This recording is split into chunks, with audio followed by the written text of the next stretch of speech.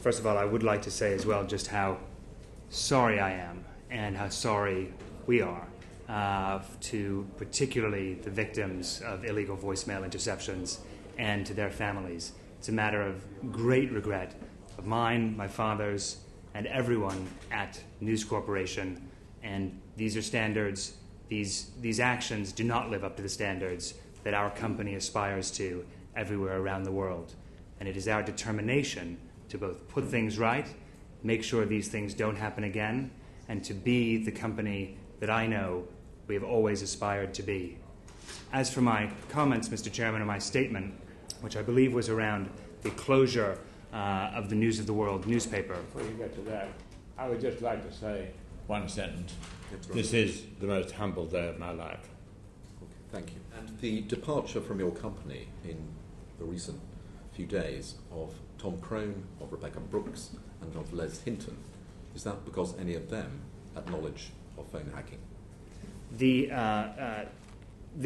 I have no knowledge, and there is no evidence that I'm aware of that Mrs. Brooks or Mr. Hinton or any of those executives had knowledge of that, and their assertions, certainly Mrs. Brooks, and assertions to me of her knowledge of those things has been clear.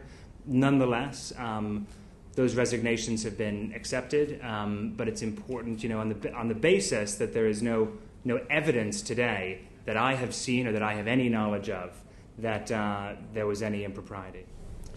Can I take you back to 2003? Are you aware that in March of that year, Rebecca Brooks gave evidence to this committee admitting paying police? I am now aware of that. I was not aware at the time. I'm also aware that she amended that considerably very quickly afterwards. I think she amended it 7 or 8 years afterwards. But did you or anyone else? Sorry. Did you or anyone else at your organisation investigate this at the time? No.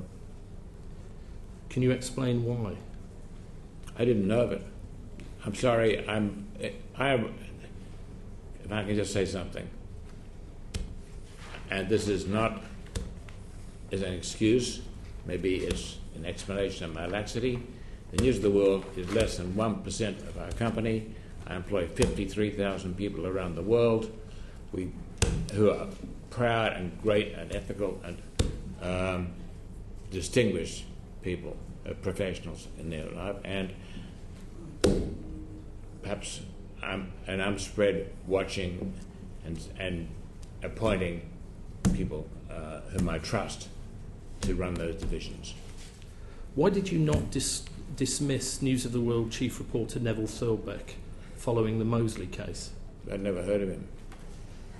Okay. Despite a judge making clear that Thurlbeck set out to blame 2 of the women involved? I didn't hear that. A judge made it clear that Thurlbeck set out to blackmail 2 of the women involved in the case.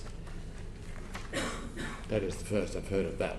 So none of your UK staff draw your attention to this serious wrongdoing, even though the case received widespread media attention?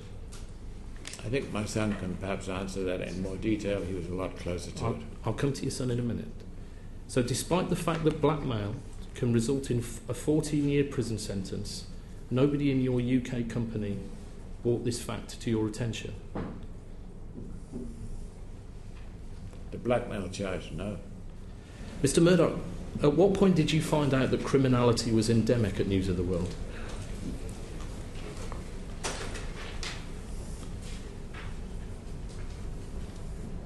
Endemic is a very wide-ranging word, and I also had to be extremely careful not to prejudice the course of justice which is taking place now. That has been disclosed. I became aware as it became apparent. The first 2, and then I was absolutely